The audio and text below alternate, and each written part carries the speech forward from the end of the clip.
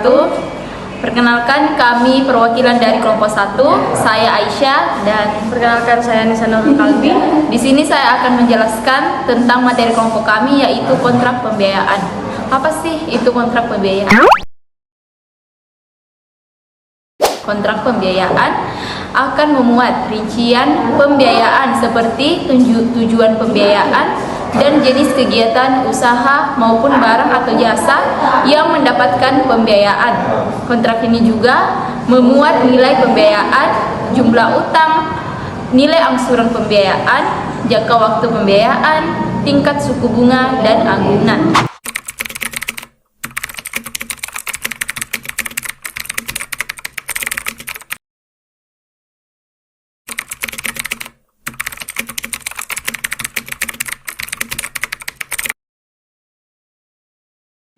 Adapun rumusan masalah yang dimuat di dalamnya yaitu subjek hukum kontrak pembiayaan, teori hukum perdata yang terkait objek dan prestasinya, bentuk dan isi yang dibahas, dan 2 contoh penerapan kontrak pembiayaan.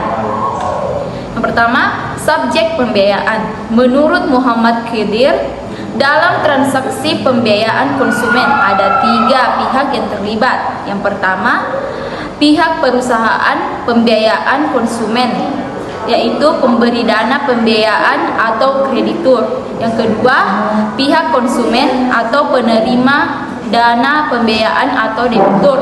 Dan yang ketiga, pihak supplier atau penjual atau penyedia barang.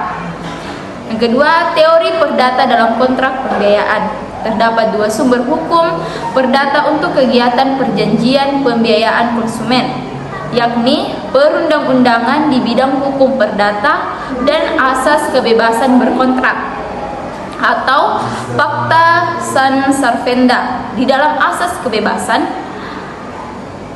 berkontrak, hubungan hukum yang terjadi di dalam kegiatan pembiayaan konsumen selalu dibuat secara tertulis yaitu kontrak sebagai dokumen hukum yang menjadi dasar kepastian hukum atau legal certainty.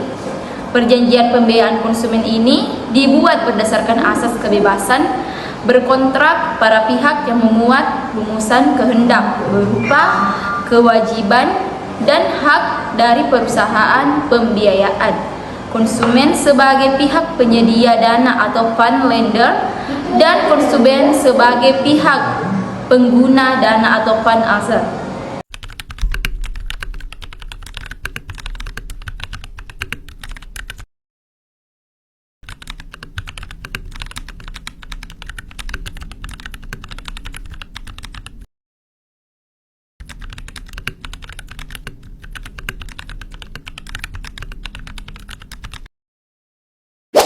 Yang ketiga, objek dan prestasinya. Objek perjanjian merupakan prestasi yang menjadi pokok perjanjian itu sendiri. Oleh karena itu, objek perjanjian adalah prestasi.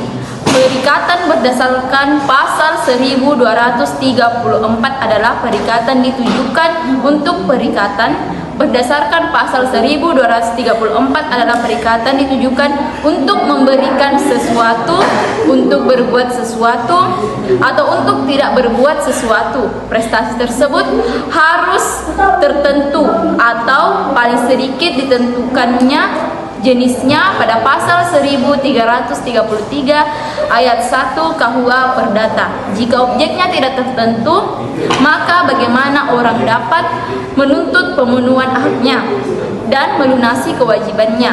Jadi, suatu hal tertentu harus mencakup, jenis sak harus tertentu, dan jumlahnya dapat ditentukan di kemudian hari.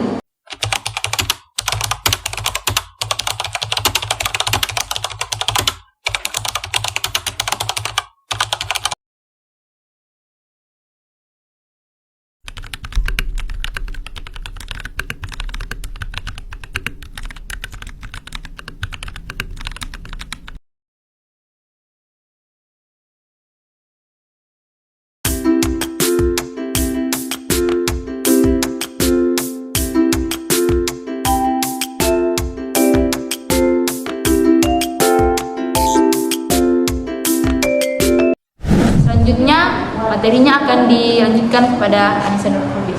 Silakan. Baik, saya akan melanjutkannya. Adapun dari bentuk dan isi yang dibahas dalam perjanjian pembiayaan konsumen, biasanya pihak perusahaan pembiayaan sudah menentukan sendiri substansi perjanjian yang dibuat dalam bentuk tertulis berupa kontrak standar atau baku. Yang mana dalam hal ini pihak konsumen tidak ikut serta dalam menentukan substansi perjanjian tersebut. Mereka hanya menerima atau menolak kontrak atau perjanjian tersebut. Pada umumnya, konsumen diminta untuk membaca dan memahami isi perjanjian. Apabila konsumen sudah mempelajari dan menerima isi perjanjian tersebut, mereka diminta menandatangani perjanjian pembiayaan tersebut. Pada umumnya, substansi perjanjian pembiayaan konsumen terdiri dari yang pertama judul perjanjian, kedua komparisi, yang ketiga substansi, yang keempat penutup.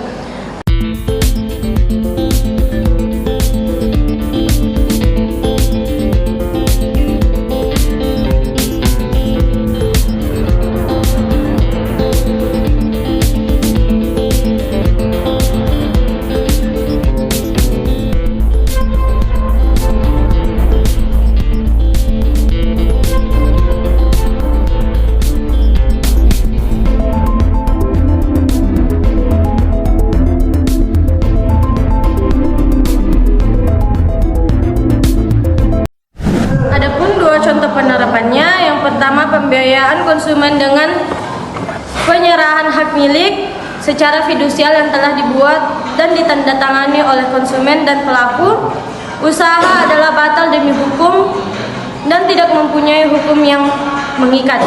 Yang kedua, fotokopi surat penyerahan kembali kendaraan dari Chandra yang ditujukan kepada PT Verena Multi Finance diberi tanda P2. Fotokopi surat kuasa membebankan jaminan secara fidusial.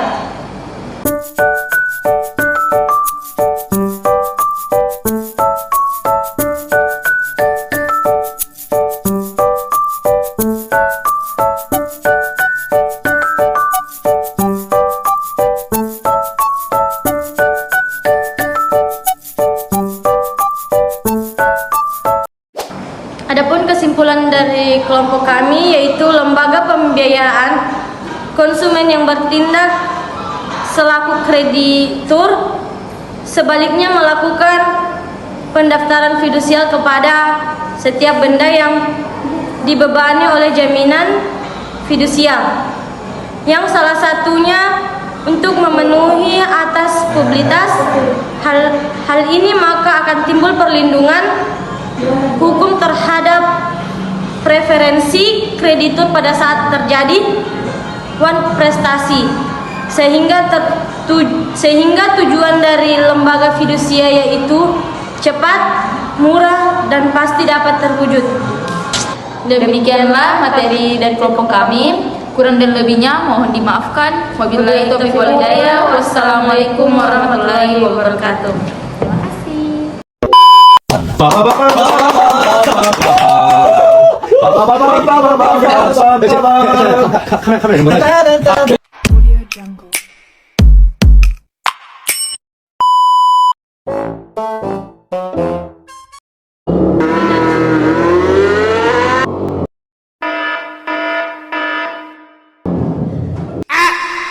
Astaghfirullahaladzim. Astaghfirullah. Astaghfirullah.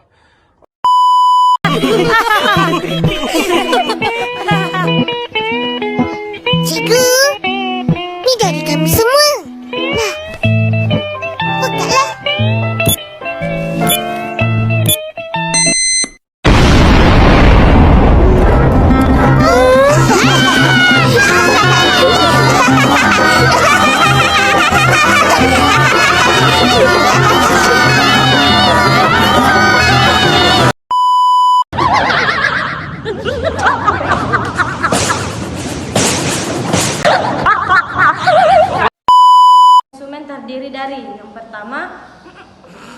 kau.